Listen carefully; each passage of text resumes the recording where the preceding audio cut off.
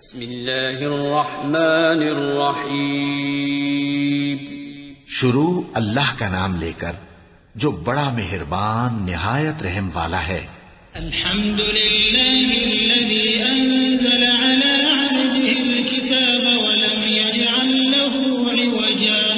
قيما لينذر بأسا شديدا من لدنه ويبشر المؤمنين الذين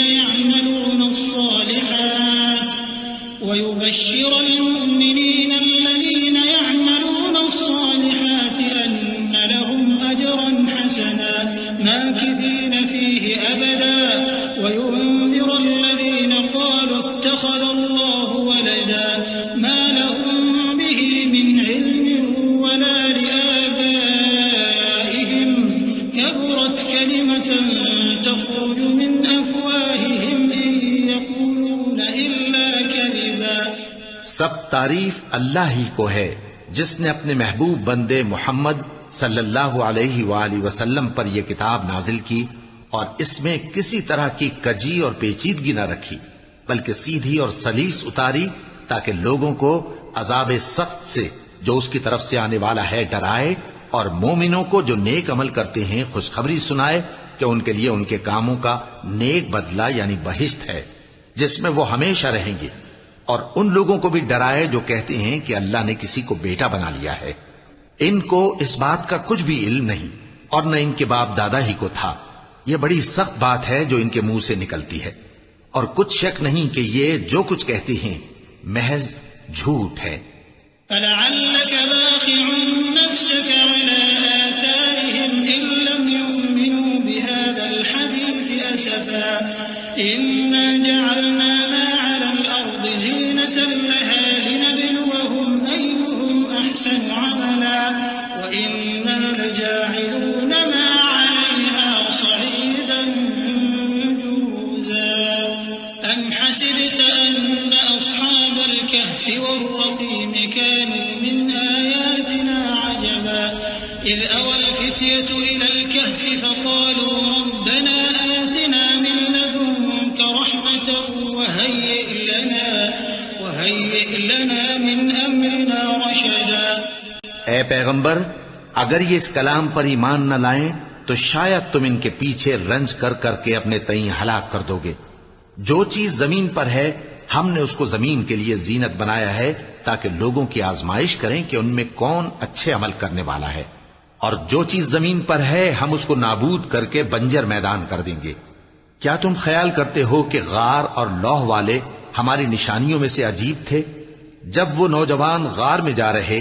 تو کہنے لگے کہ اے ہمارے پروردگار، ہم پر اپنے ہاں سے رحمت نازل فرما اور ہمارے کام میں درستی کے سامان مہیا کر. الذين كانت أعينهم في غطاء عن ذكري وكانوا لا يستطيعون سمعا أفحسب الذين كفروا أن يتخذوا عبادي من دوني أولياء إنا أعتدنا جهنم للكافرين نزلا قل هل ننبئكم بالأخسرين أعمالا.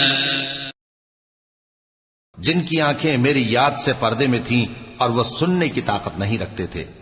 اب کیا کافر یہ خیال کرتے ہیں کہ وہ میرے بندوں کو میرے سوا اپنا کارساز بنائیں گے تو میں خفا نہیں ہوں گا؟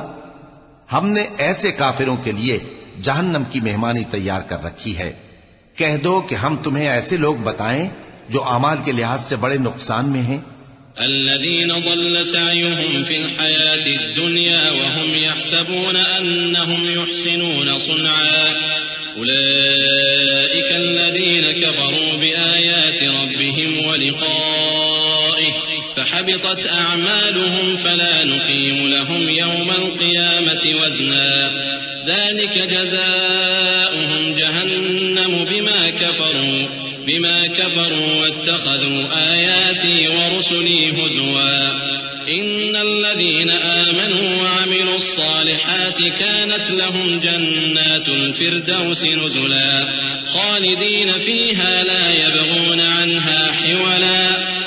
یہ وہ لوگ ہیں جن کی دوڑ دھوپ دنیا کی زندگی میں برباد ہو گئی اور وہ یہ سمجھے ہوئے ہیں کہ وہ اچھے کام کر رہے ہیں.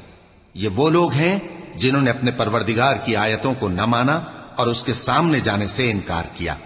تو ان کے اعمال ضائع ہو گئے، سو ہم قیامت کے دن ان کے لیے کچھ بھی وزن قائم نہیں کریں گے، یہ ان کی سزا ہے یعنی جہنم، اس لیے کہ انہوں نے کفر کیا اور ہماری آیتوں اور ہمارے پیغمبروں کی ہنسی اڑائی۔